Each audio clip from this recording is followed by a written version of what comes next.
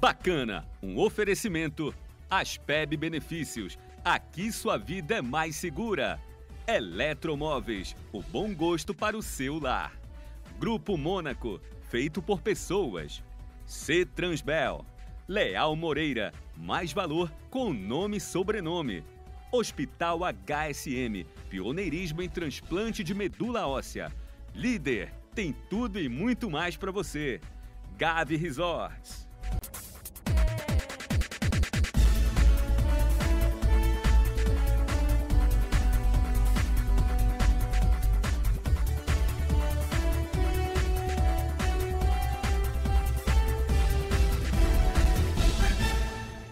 Meu amigo, muito obrigado pela sua audiência. Você que nos acompanha já há 21 anos, seja na televisão, seja no rádio, seja no jornal, seja através da revista, nas redes sociais. Você que é o nosso principal motivo de poder estar aqui trabalhando. Hoje eu estou na cidade de Parauapebas e antes de vir para cá eu liguei para o deputado federal Keniston Braga e pedi uma hora para que ele pudesse atender a gente, para a gente poder conversar a respeito desse mandato que ele começou agora, a respeito dessa região, que é uma região que é muito importante para o Estado e é uma região que ele conhece profundamente. E ele teve um momento, um horário para poder atender a gente e aqui estamos nós dois, eu e o Keniston. Como é que você está, deputado? Tudo bem? Muito bem, Marcelo, muito obrigado pela visita, pela sua visita à nossa cidade. Um momento muito importante, muito feliz das nossas vidas, onde a nossa cidade completa 35 anos. Uma jovem, mas que já ocupa um lugar de muito destaque no cenário econômico, no cenário do desenvolvimento do estado do Pará. Então, com todo esse trabalho maravilhoso que você faz de levar ao povo paraense a boa informação, informação precisa, tê-lo aqui para divulgar as nossas coisas, falar da nossa gente, é sempre uma alegria muito grande. Desses 35 anos, você está há quantos em Parauapebas? 18 anos. 18 anos. Você é de Abaetetuba, né? Eu sou abaetetubense. Inclusive, a segunda votação maior que o Keniston teve foi no município de Abaetetuba. Município de Abaetetuba. Eu lembro que a primeira vez que nós conversamos, só para concluir, foi no hall do hotel do antigo Crown Plaza, hoje Grand Mercury. Primeira vez que conversamos sobre o fato de você sobre a campanha. E você virou e falou assim para mim, eu sou de Abaetetuba, estou há bastante tempo em Parauapebas, mas eu faço questão de ir para minha cidade, de visitar minha cidade, e eu vou trabalhar para ter bastante voto na minha cidade lá, que eu nasci também. Lá é minha origem e tal. E depois você me contou que a tua segunda maior votação acabou sendo lá, né? Sim. Eu volto a Abaetetuba, tenho ainda parentes lá, amigos do passado, de meus pais, e eu acabei conhecendo a prefeita Francinete, uma mulher de muita fibra, a primeira mulher eleita e reeleita naquela cidade. Isso.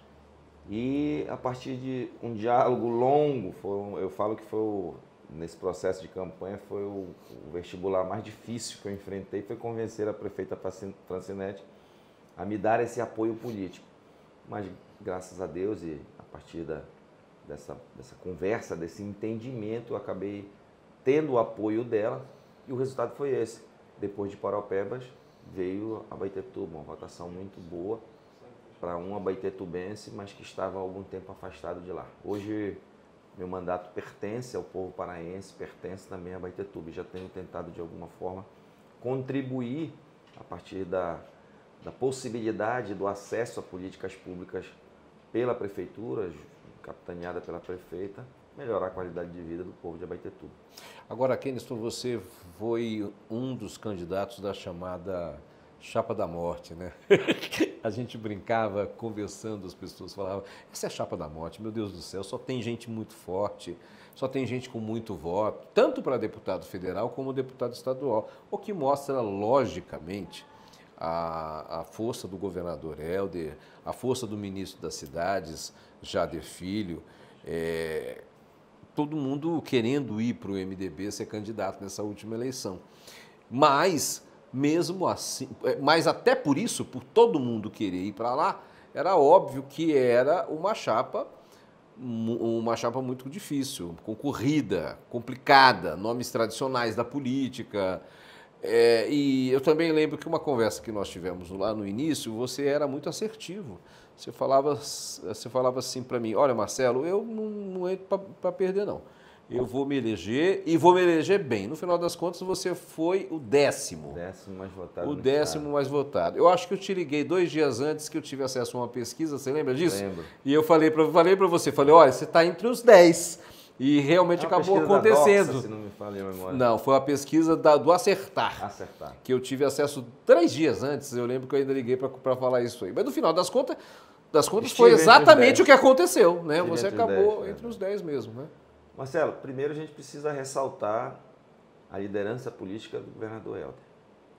Liderança que se consolida a partir da trajetória política dele, se reafirma quando ele assume o protagonismo de governar o nosso Estado. E governa com muita maestria. Eu me orgulho muito de poder dizer que contribuo de uma maneira pequena, mas sempre estive acompanhando, desde quando o governador Helder perdeu aquela primeira eleição. Sim. Eu sempre apostei e sempre tive a certeza de que ele poderia fazer um grande trabalho. Eu não estava errado. Nós nunca tivemos um governador tão presente na vida do paraense como nós temos o governador Helder. Até de vez em quando eu brinco com ele perguntando se ele pode me dar a receita desse remedinho que ele toma, porque não é possível. O homem não para, ele tem um vigor físico impressionante. Mas nada mais é do que a preocupação com o seu povo. Fazer política é exatamente isso, é transformar a vida das pessoas. Mas você sabia que a chapa era difícil. Com certeza. Eu nunca... Marcelo, eu nunca tinha disputado uma eleição como candidato. As minhas disputas sempre foram nos bastidores dos processos. Eu até brinco que eu nunca disputei eleição nem para representante de turma. E o grupo político que eu faço parte aqui em Parauapebas, há 18 anos, me convida para esta missão. Eu, no início, hesitei, achei que nunca tinha me visto nessa condição. Mas, a partir do momento que eu a aceitei, eu comecei a fazer todas as análises. E fora das fronteiras de Parauapebas, a primeira pessoa que tomou conhecimento dessa possibilidade da candidatura foi o governador Helder. E já de cara ele me convidou para estar presente dentro do MDB. E como você disse, eu olhava para aquele cenário e falava, pai, como é que vai ser? Como é que eu vou conseguir estar aí dentro? Não tomei a decisão, não disse para ele sim no primeiro convite. Fui analisar todos os cenários de todos os partidos. E na medida que o processo foi avançando e era chegada a hora da tomada da decisão, eu olhei para dentro do MDB e lembrei de um ensinamento dos meus avós. Meu avô, pai da minha mãe, que me dizia assim, olha, vencer no meio dos fracos não é uma vitória significativa, mas vencer no meio dos fortes tem uma representatividade muito positiva, porque você é um dos fortes. E eu não pensei mais em outra coisa, fui lá, fiz a filiação, porque até aquele momento eu era presidente do Progressistas, aqui em Parauapebas. Me filio ao MDB, vou para a disputa, eu tomava café num lugar, almoçava no outro, jantava em outro e dormia em outro. Visitou quantos municípios? Eu visitei dos 144 municípios, eu visitei 138 municípios. 138. Tiveram coisas assim bem interessantes. Eu primeiro fui votado em todos os municípios. Eu tive voto nos 144 municípios. Mas municípios, por exemplo, como Afuá, que tem uma curiosidade, o Afuá, ele usa Macapá, a capital do estado do Amapá, como sua capital, por causa da proximidade. É mais perto o Macapá do que Mazinho Salomão, prefeito de Afuá. Foi meu amigo de infância, adolescência, vamos dizer assim. E por quê? Porque eu tenho uma relação com o Amapá. Eu fui para o Amapá com 10 anos de idade. Então lá a gente trilhou todo um caminho, as primeiras funções públicas foram assumidas lá. Lá eu fui... Você ia bastante para Afuá? No Festival do Camarão. Mas lá em Macapá, Marcelo, é uma espécie de sucursal do Afuá, de Breves. Tinha um monte de gente de lá. lá. Tem muita gente, você encontra Macapá, a cada esquina em Macapá você encontra um afuaense. Então eu estabeleci relações com muita gente. Tive algumas ajudas e algumas dicas políticas sobre pessoas que poderiam me ajudar, contribuir com o processo da campanha. E eu não fui ao Afuá, eu fui a Macapá. Meu pai ainda mora lá.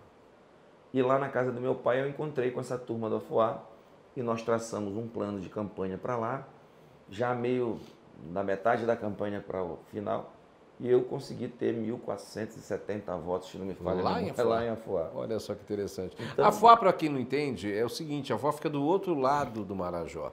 Então, é muito mais próximo para as pessoas que moram em Afuá irem até a capital do Amapá, Macapá, e de lá para Belém. Às vezes, elas vão para Macapá, fazer compras em Macapá. É mais fácil do que irem para o Eumédico, exatamente.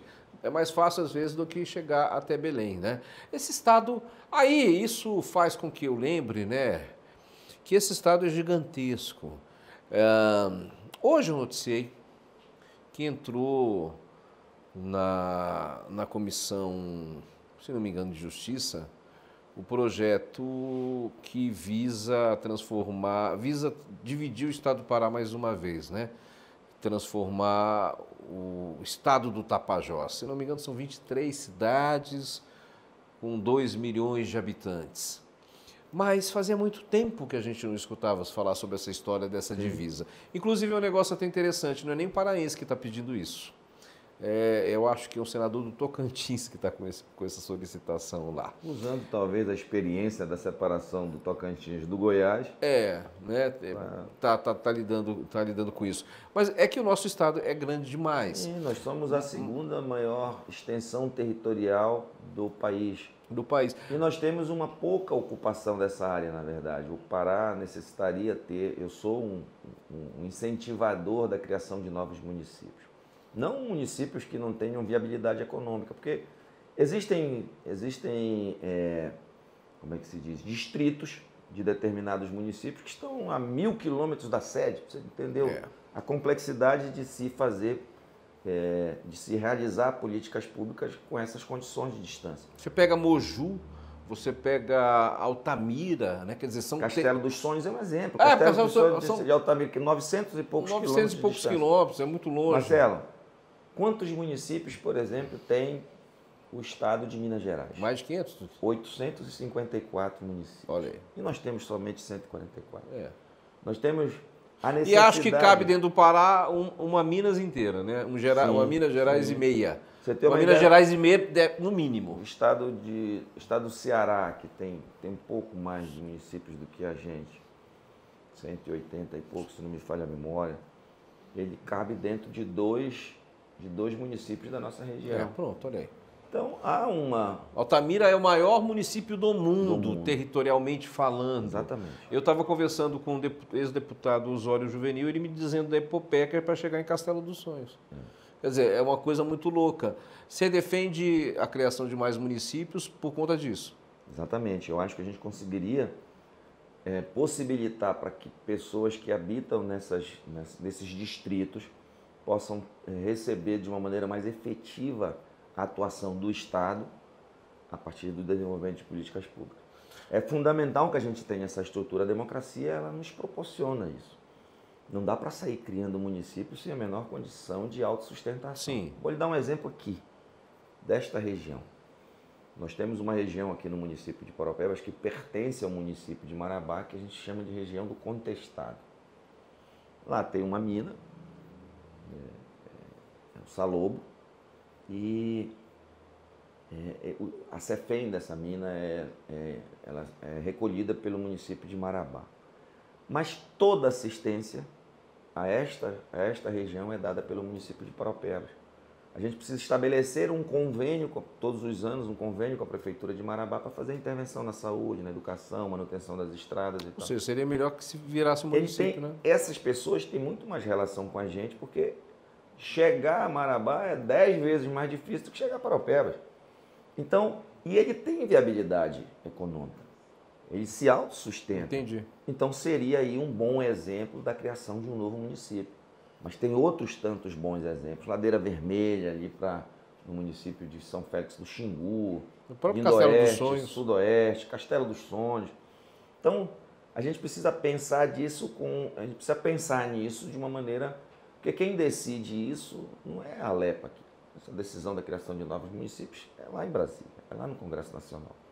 E essa proposta já foi barrada 2 vezes, porque Porque não é uma matéria que interessa, por exemplo, a São Paulo, que não tem mais espaço para criar nenhum município, a Minas Gerais, as maiores bancadas, né? Elas não têm interesse em discutir essa matéria, e ela é prorrogada. Olha, falando em matérias que precisam ser discutidas, o governador tem se empenhado, a bancada tem se empenhado, para a gente poder reparar um erro, uma injustiça, porque isso é constitucional, está na lei, que é o direito do Pará de ter mais 4 cadeiras na Câmara Federal.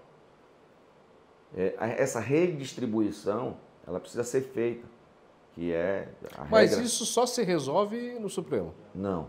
Na verdade, isso é uma matéria da Câmara Federal.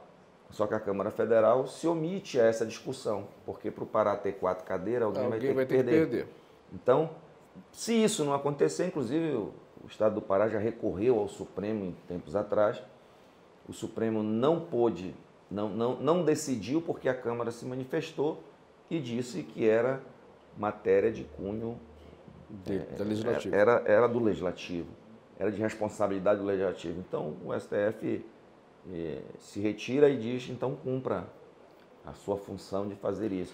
E a gente tem cobrado isso já lá. Agora, Cleison, tem uma coisa, só para continuar nessa área do Estado, da divisão territorial, só para a gente seguir um pouco sobre essa área. Eu me recordo muito bem que nos governos anteriores ao do Helder, quando eu andava pelo Estado, ia para as regiões, a gente escutava o tempo todo, isso aqui precisa virar um outro Estado, isso aqui precisa virar um outro Estado. E a gente percebia que isso acontecia basicamente por uma questão de abandono, por uma questão de que as pessoas que moravam nessas regiões, a chamada região de Carajás e a chamada região de Tapajós, se sentiam absolutamente abandonadas. Abandonadas, inclusive, da presença do governador.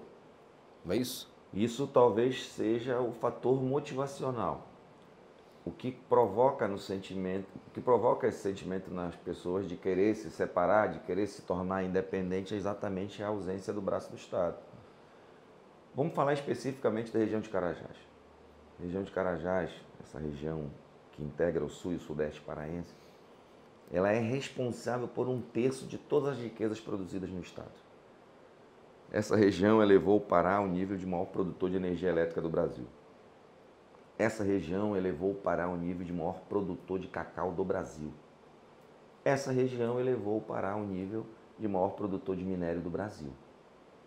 Essa região exporta proteína animal, proteína vegetal, avança no crescimento do agronegócio de uma maneira significativa e muito do momento. Essa coisa Sim. se consolida. Aí a gente olha, por exemplo, hoje nós estamos vivendo um problema muito sério, que diz respeito a nossos modais de transporte. Nós temos 2 BRs, a 155 e a 158, que são fundamentais para o escoamento dessas produções. E hoje essas BRs estão intrafegáveis, Marcelo, intrafegáveis. São anos de abandono para que a gente precisa urgentemente reverter essa situação. O que acontece? É nesse sentido que as pessoas olham assim, não, eu preciso ter uma força política mais presente. Mas aí eu vou te contar um negócio. Eu, há 18 anos, eu vi outros governos, antes do governador Helder, atuarem ou não atuarem. E talvez, nesse momento, esse sentimento fosse muito mais forte. Sim. Nós não tínhamos a presença do Estado, não só da figura do governador, das obras de infraestrutura que o governador vem tentando e vem implantando dentro da nossa região. O déficit é que é muito grande. Os anos de abandono, de ausência, se acumularam. Hoje, mas eu tenho certeza. Mas eu percebo, me corrija se eu estou errado, mas eu percebo que esse sentimento de separação, depois da eleição do Helder, ele meio que se dissipou, né? Diminuiu, né? Ele diminuiu justamente por essa demonstração e por essa efetividade da presença do governador e do próprio Estado. Vamos lá, Paraupebas tem uma usina da Paz, Marabá daqui a pouquinho está recebendo uma ordem de serviço para construir uma usina da Paz. Nós temos asfalto avançando nas estradas estaduais aqui dentro. Nós temos infraestrutura. Nós temos um déficit de sala de aula no ensino médio que é gigantesco.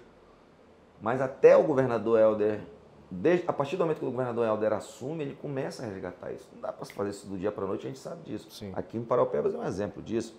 A escola Irmanduz, que estava aí há anos e anos abandonada numa reforma que nunca terminada, o governador Helder, já no seu primeiro mandato, foi lá, reformou e entregou para a sociedade. A própria interiorização da Universidade Estadual do Pará também. Eu ainda tive a felicidade, né? de, como secretário especial de governo, dar início a todo esse processo de construção. O prédio já está arquitetonicamente, a parte de engenharia, todo pronto, só esperando o mobiliário, e muito em breve, ainda nesse semestre, o governador está vindo aqui inaugurar a UEPA, que se associa à já existente UFRA, e vou continuar lutando para que outras universidades públicas federais possam se instalar aqui, transformando essa cidade também num polo universitário. Isso é a demonstração de que a presença do Estado ela está se efetivando cada vez mais a partir da eleição do governador Helder. Então isso distancia um pouco esse sentimento, sem sombra de dúvida. Bom, vamos dar uma paradinha e a gente volta daqui a pouco.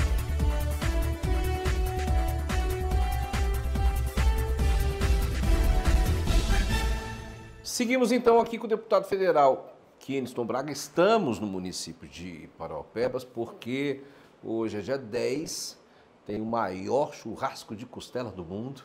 E ontem foi o aniversário da cidade, dia 9. Não, hoje. É hoje? Hoje. É dia 10 o aniversário da cidade? Então pronto. Então hoje é o aniversário da cidade, dia 10. Ontem teve show. Que começou a comemoração. Hoje tem esse grande churrasco que está sendo feito lá no Parque das Exposições. E eu, antes de vir para cá, noticiei uma informação que me chegou do DENIT, que o ministro Márcio França autorizou o início das obras da primeira fase do derrocamento do Pedral de Lourenço, que faz com que é um sonho, né, deputado?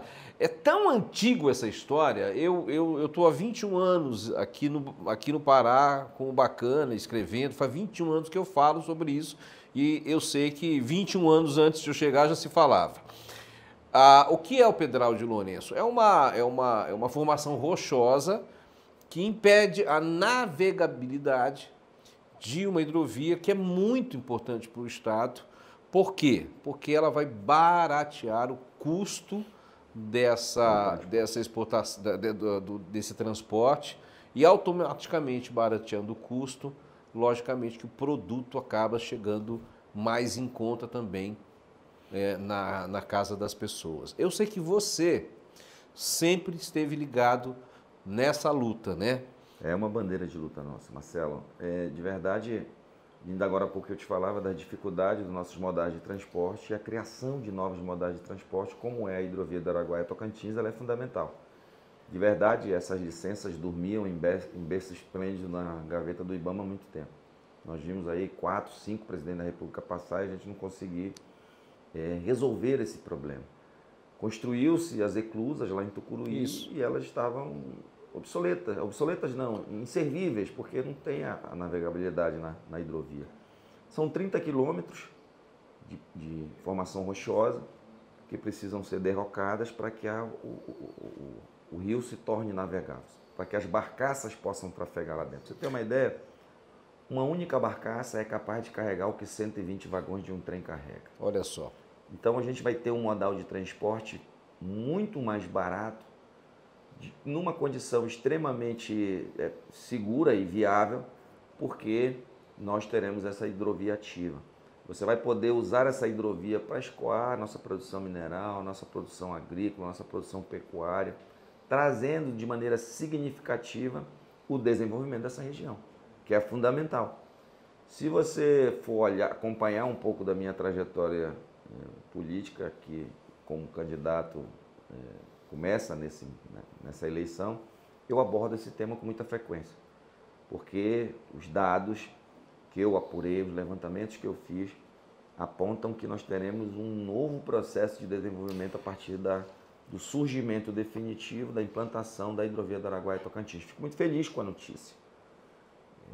Eu sei que você teve, inclusive, vendo isso no Ministério, eu sei que você teve vendo isso no IBAMA, né?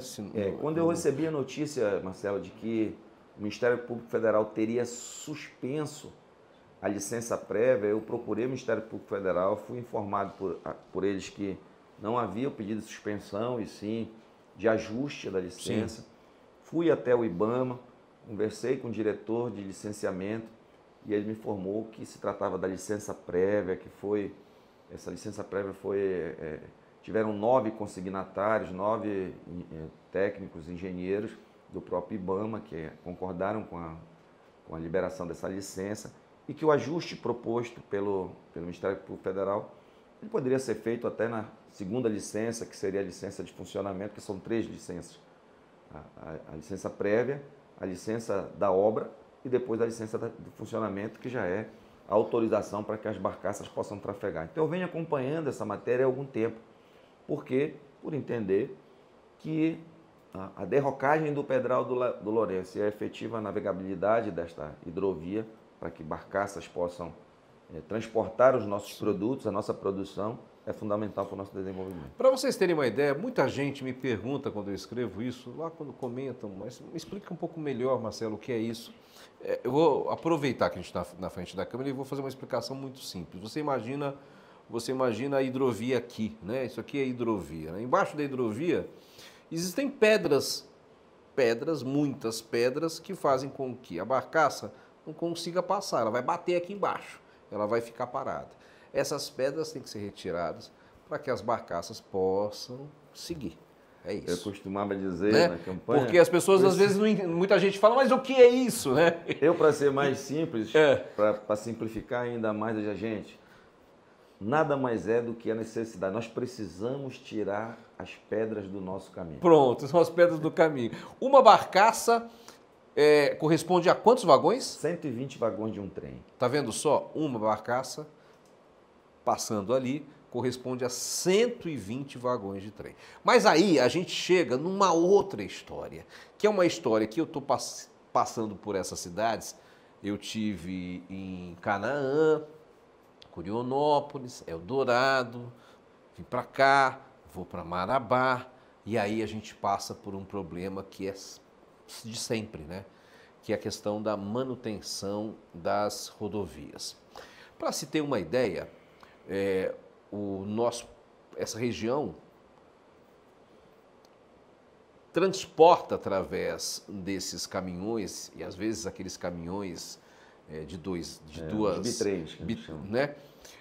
Transporta tudo, grãos, tudo é transportado. Agora você imagina, nós estamos num solo amazônico, que é diferente do solo do centro-oeste brasileiro. Nós estamos num clima amazônico, onde metade do ano chove, né? Nós temos um volume monstruoso, o deputado até agora me deu uma informação que está falando de 3.000 caminhões que passam ao dia nessas rodovias federais aqui nessa região, e tudo isso vai acabando com a estrada. Qual é a fórmula, qual é a saída, deputado, para que a população de toda essa região possa ter boas estradas e, logicamente, né, não perdendo essa produção de riquezas que são transportadas e que é fundamental? A hidrovia vai ajudar bastante, sim, né? Claro. Mas ela não vai solucionar o problema, né? A hidrovia, Marcelo, é justamente para se conectar a esse outro modal de transporte que é a rodovia. Você pega a carga na rodovia, vai lá nos terminais de embarque das barcaças, e aí passa para a hidrovia. Então você vai utilizando e conecta os dois barcos. Você foi muito feliz quando você fala da nossa característica climática. Nós temos um clima sazonal, chuva e sol, 6, o que torna o nosso solo úmido e frágil para suportar uma carga excessiva. Nós temos aí, aliado a isso, anos da ausência da manutenção, porque nós temos 2 rodovias federais que cortam essa região. É a 155 e a 158. E como você disse, eu vou reforçar, são 3.000 carretas de bitrem carregadas com grãos, com gado, com toda essa produção Todo dia? Todo dia. Agropecuária. As duas rodovias federais, Elas se conectam. elas, dentro do Pará, elas iniciam e terminam aonde, deputado? Olha, ela termina lá em Santa Maria das Barreiras, é isso? Se não me falha a memória. E inicia... Agora você me pegou, cara. Onde que ela inicia? A 155 inicia. A 155 inicia em Marabá. Em Marabá. Termina lá em Redenção. A 158 inicia em Redenção e vai até a fronteira com o Mato Grosso. São as duas estradas, são estradas federais, né? Aí deixa eu te Que mais explicar. sofrem nessa sim. região aqui. É, Aí a gente está falando, né, Keniston, que é bom que se diga, nós estamos falando só dessa região, porque se nós pegarmos o estado inteiro, a gente nós vai ver teremos outros rodovias problemas. federais com, Nós temos históricas aí, nós com temos aí a problemas no estado todo. Transamazônica, que Pronto. precisa ser terminada. Belém, Brasília. A gente nunca conseguiu terminar. Tem a Belém Brasília com todas as são dificuldades. coisas... Aí, Marcelo, diante desse cenário e de posse do mandato, eu resolvi começar a usar esta prerrogativa do mandato para tentar ajudar a solucionar esse problema. Primeiro, peguei toda a minha equipe, fizemos um diagnóstico da atual realidade, que apontam os pontos mais críticos. E diante desse diagnóstico, de posse desse diagnóstico, nós elaboramos um manifesto. Esse manifesto já foi assinado pelos 17 deputados federais da bancada, os senadores, já foi assinado pelos prefeitos da região por onde essas duas BRs passam, presidente de Câmara, presidente de associação comercial, presidente de sindicato de produtores rurais, solicitando duas coisas básicas para o Ministério dos Transportes, para o ministro Renan Filho, que a gente vai entregar essa semana que entra, com certeza, esse manifesto e esse diagnóstico a ele. É basicamente solicitando a recuperação emergencial, para que a gente possa diminuir um pouco do impacto. Mas o mais importante é que a gente solicita a inclusão dessas duas BR, nesse trecho compreendido ao sul e sudeste paraense, que elas sejam incluídas no programa de concessões de BRs, de concessões de rodovias, que foi aprovado em 2019. Sim. Essas concessões, para serem realizadas, precisa ser feito o estudo, a avaliação de viabilidade econômica da implantação dessa concessão e depois vão a leilão. Eu acho que é uma saída brilhante e oferta bons resultados em outras regiões do estado, do país. Você sabe que a concessão, o brasileiro tem... O brasileiro, acho que somos seres, né, gostamos de dar opinião sobre tudo, mesmo que a gente não entenda nada, né? Eu sou assim, você, a gente tem essa mania. A gente sempre tem uma opinião para dar, né? Eu escuto muita gente falar, criticando as concessões. Mas para vocês terem uma ideia, quando vamos falar de alguns países do mundo, começando pelos Estados Unidos, é tudo concessão.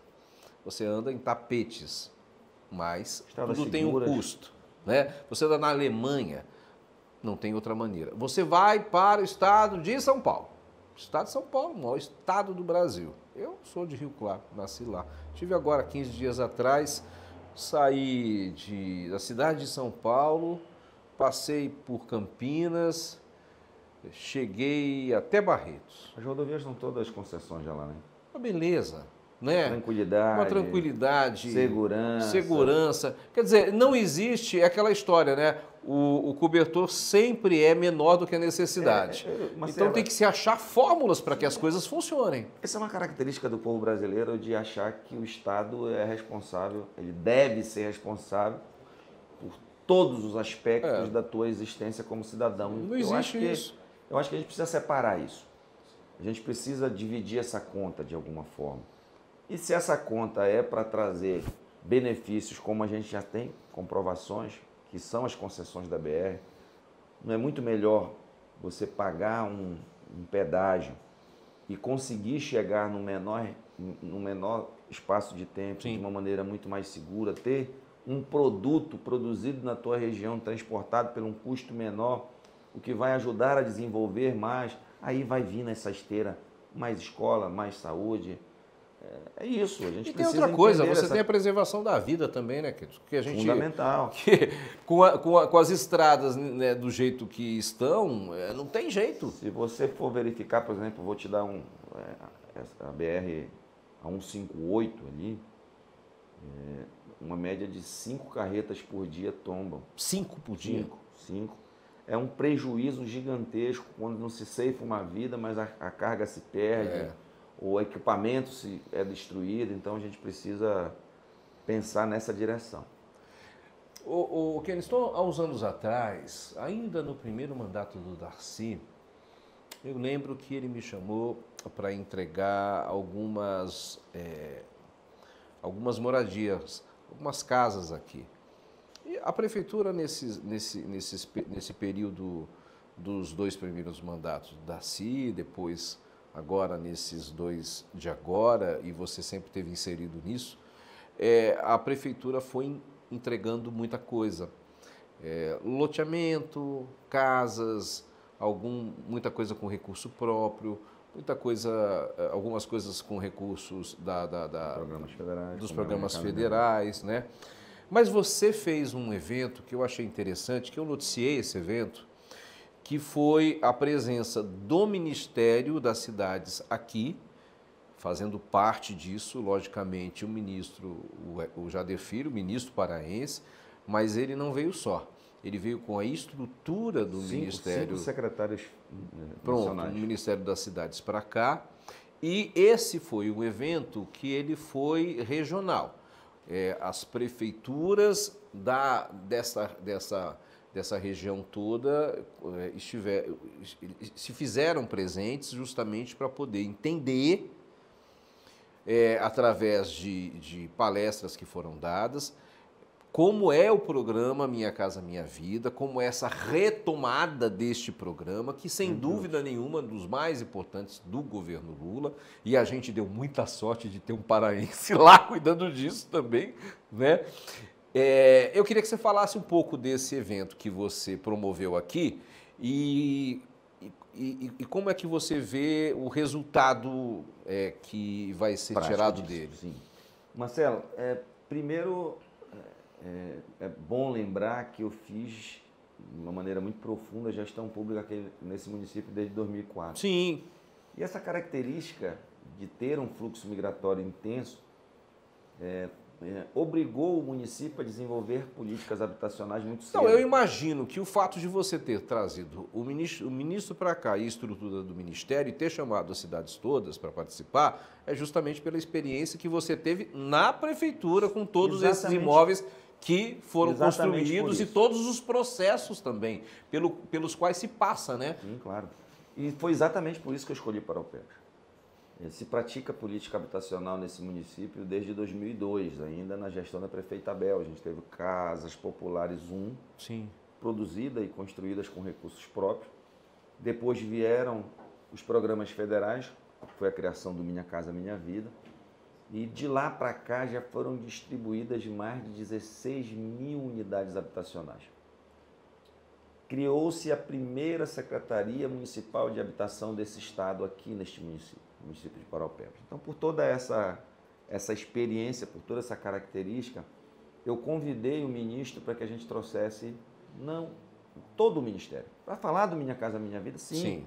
Mas para falar de saneamento básico, para falar de mobilidade urbana, iluminação pública, todos esses aspectos. Então vieram 5 secretários nacionais e o ministro, onde a gente teve uma tarde inteira de palestras. Quantas prefeituras participaram? 39 fizeram presentes aqui. E aí, prefeitos, vice-prefeitos, vereadores, secretários municipais. Quem coloca a mão na massa, o servidor público que tem que mexer com o processo também, né? Isso, porque entendemos que o fundamental, e aí você foi muito preciso, ainda bem que temos o ministro Jader Filho lá, eu tenho dito que nós temos uma configuração a nível de governo federal que nós nunca tivemos. Nós temos nortistas amazônidas no comando de pasta que são fundamentais para o desenvolvimento das cidades. Sim. O ministro Valdez Góes, um radicado no Amapá, 4 vezes governador do Amapá, mas que é paraense. Ministro Jader Filho, ministra Marina Silva, temos o ministro Padilha, que por muito tempo morou ali em Santarém, que tem uma relação muito afetiva e próxima da nossa, conhece a nossa realidade amazônica. Então essa configuração nos é favorável. Mas se a gente não estiver preparado tecnicamente para acessar esses programas. Não adianta nada, na verdade. Não adianta nada. Né? Se as prefeituras não estiverem preparadas, souberem de que forma podem acessar os programas, não adianta quem está lá. Você tem que ter o preparo desde a base aqui, do servidor, para poder fazer a coisa começar a acontecer, né? Então, como eu fiz gestão pública de uma maneira muito profunda durante 35 anos da minha vida, eu consigo ser esse auxiliador. Eu consigo... Você consegue entender onde estão onde as travas para...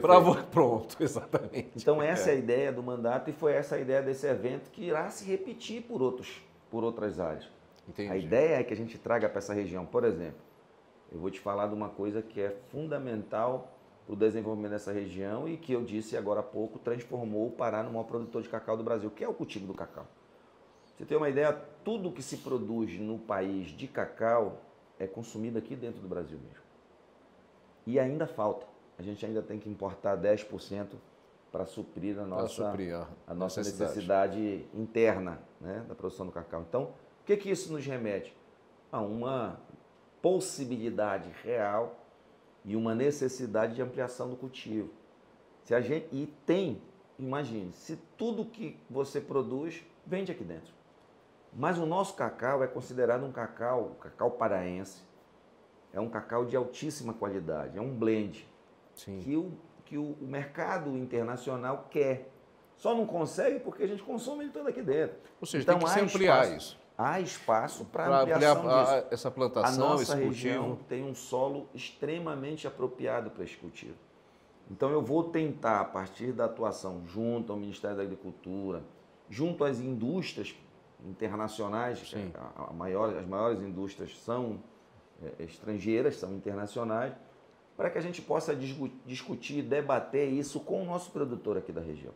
Então, muito em breve, a gente vai estar promovendo um workshop para tratar toda essa cadeia produtiva do cacau, entender a necessidade do incentivo, do fomento econômico para que ele possa ser ampliado. Nós temos um problema sério, que não é um problema da região, é um problema do estado do Pará, que é a regularização fundiária.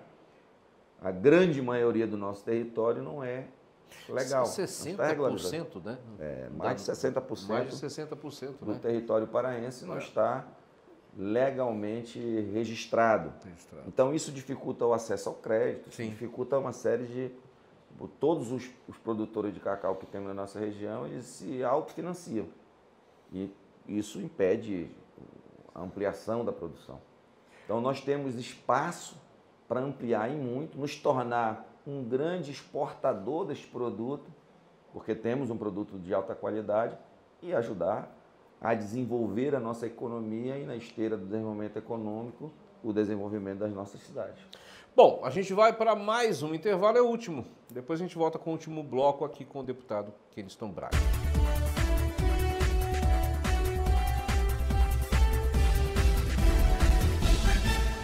Voltamos então aqui com o último bloco, entrevistando o Keniston.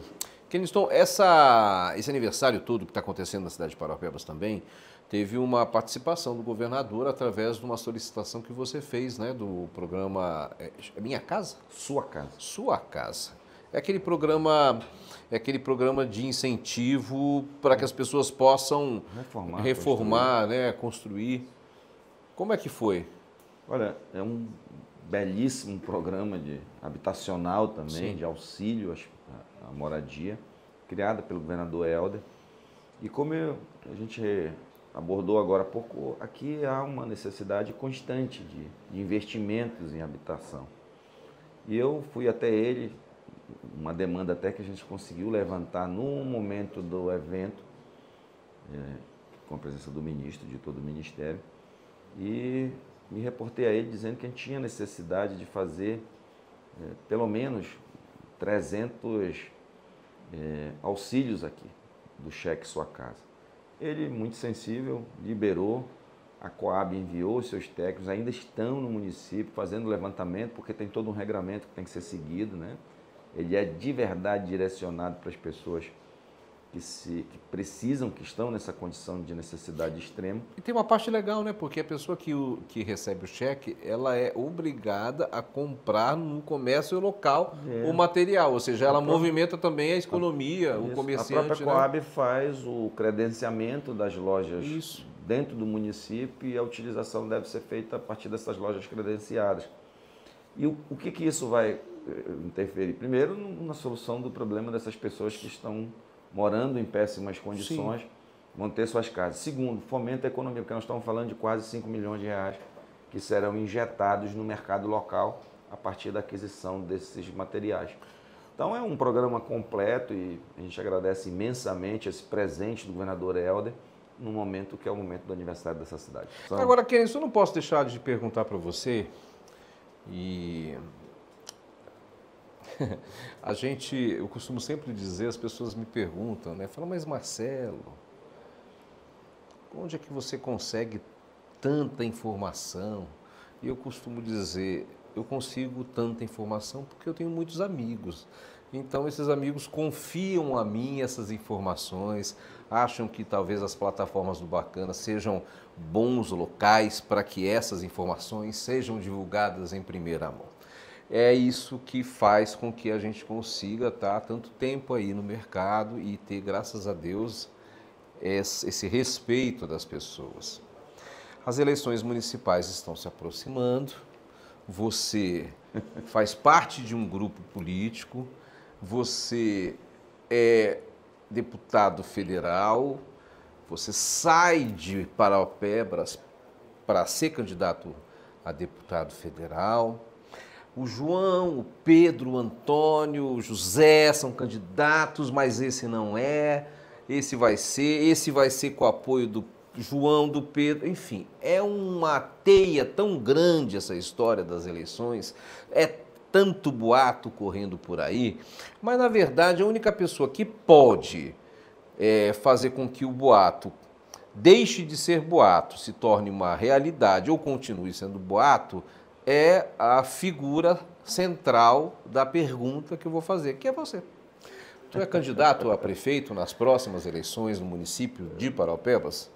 Marcelo, inevitavelmente essa pergunta me é feita há muito tempo. Por quê? Há algum tempo, né? Entramos o ano, essa pergunta me é feita com muita frequência. Exatamente pela própria característica do Kenneth. Eu vivo num processo de participação efetiva dentro de uma gestão ou dentro das eleições, de todos os processos. Então, há 35 anos da minha vida que eu tenho envolvimento com isso. Vou para uma eleição de deputado federal, dentro da nossa cidade eu recebi 52.088 votos. Sim. Inevitavelmente, discutir eleições municipais do ano que vem necessariamente tem que incluir o nome do deputado federal Kenneth Braga. Mas eu sempre tratei isso com muita responsabilidade, com muito respeito ao cidadão e ao eleitor da nossa cidade. Então, jamais adotarei ou tomarei qualquer decisão que seja a partir do meu desejo. A gente, entendendo política como entende, a gente precisa entender o processo hierárquico que comanda todo ela, que coordena todo ela. Não pode ser uma decisão isolada, ninguém nasce, ninguém acorda um dia... Mas você vai me dizer que você não conversou com o prefeito Darcy sobre isso? Você vai me dizer que você nem teve um papo com o governador Helder sobre esse assunto? Que isso nunca aconteceu? Marcelo, você de verdade é um cara muito habilidoso e está tentando tirar uma coisa, mas eu vou te explicar, assim, você vai entender. Não tem como você participar deste mundo político com a intensidade que eu participo sem ter esse tipo de discussão. Sim. Mas ainda não é hora para tomar essa decisão definitiva. Eu faço parte de um grupo político que aqui nessa cidade é capitaneado pelo prefeito Darcy e no estado pelo governador Helder. Aí você parte do seguinte princípio: que partido governa o estado do Pará? O MDB. Que partido governa esta cidade? O MDB. Que partido tem a maior bancada na Alepa, né? Na Assembleia Legislativa do Estado? O MDB. Qual partido do nosso estado tem a maior bancada na Câmara Federal? O MDB. Então, essa sequência, né, de conquistas do nosso partido, e eu, pertencente ao MDB, automaticamente serei colocado nesse cenário. Governador Helder. Ou seja, isso leva a crer que o MDB não vai querer não vai querer perder a prefeitura municipal de Parauapebas. É óbvio, né? Pronto. Isso é óbvio, né? Que o partido, com a força que conquistou, com a maneira que está posicionado dentro do Estado e tendo a importância que tem a prefeitura de Parauapebas, jamais irá se eximir da possibilidade da disputa. Se o resultado da eleição vai ser um novo MDBista governando essa cidade, aí é o tempo e a maneira como isso vai ser conduzido que vai nos dizer. Mas, inevitavelmente, o MDB sim irá disputar. Não posso te afirmar agora assim com quem. Nós temos um quadro maravilhoso, temos o vereador Eliene, temos o vereador Rafael Ribeiro, temos o vereador Zé do Bode, nós temos pessoas dentro, jovens, outros mais experientes, que a gente precisa discutir isso internamente com o partido. O partido também não governa sozinho esse município, nós temos outros partidos que fazem parte da base. Mas tem aliada. gente que não faz, que não é do MDB, que é de algumas pessoas que são de partidos aliados e que já estão se movimentando como candidatos a prefeito de Parauapebas. Como a gente... Tu vai ficar... Por que não, Marcelo? Você vai esperar isso, esses nomes saírem assim na frente, para daí tomar essa decisão? Primeiro que eu acho que a gente precisa respeitar o mandato do prefeito Daci. Ponto. Sim. O mandato do prefeito Daci só termina lá em dezembro de 2024, que é o ano da eleição. Sim. Então, discutir isso internamente no nosso partido, para mim, seria querer encurtar o mandato de 4 anos do prefeito Daci. Não podemos fazer isso. Seria um desrespeito a tudo que ele representou e representa. A gente tem que esperar essa coisa avançar. E ano que vem, que é o ano da eleição, com certeza, com toda a sensibilidade que tem um prefeito, com toda a experiência que tem um prefeito, a composição do nosso partido hoje, que é uma composição madura, sim, a gente vai conseguir entrar numa discussão interna, chamar o governador para essa discussão, porque se tem alguém que a gente precisa ouvir a partir da experiência, da sensibilidade de governar como governa o governador Helder, é ele. Então vamos mudar a pergunta, Kenneth. Você gostaria de ser prefeito um dia do município de Parauapebas? Sim ou não? Fazer gestão. Se um dia você gostaria de ser prefeito? Fazer gestão é a coisa que eu mais amo fazer na vida. E fazer gestão num município com as características de Parauapebas é o sonho de qualquer político que tenha tido contato com ele. Claro que eu tenho esse sonho, claro que eu queria ser um dia esse prefeito dessa cidade. Me diz só o que é isso aqui para me terminar essa entrevista, que eu estou olhando faz tempo. Isso aqui é uma tatuagem de um coração com um Lzinho, que é de Lica, o amor da minha vida, a mãe dos meus filhos. Obrigado. Imagina. Obrigado. Eu que agradeço. E a gente agradece principalmente a você. Afinal de contas, são 21 anos que você nos acompanha. Nos programas de TV, nos programas de rádio, nas colunas de jornal, no portal de notícias, no blog do Bacana, na revista do Bacana. É a você que a gente sempre agradece o privilégio dessa audiência. A gente sempre se vê nesse canal, nesse mesmo horário. Até mais. Bacana, um oferecimento. Aspeb Benefícios. Aqui sua vida é mais segura. Eletromóveis, o bom gosto para o seu lar. Grupo Mônaco, feito por pessoas. C-Transbel. Leal Moreira, mais valor com nome e sobrenome. Hospital HSM, pioneirismo em transplante de medula óssea. Líder, tem tudo e muito mais para você. Gavi Resorts.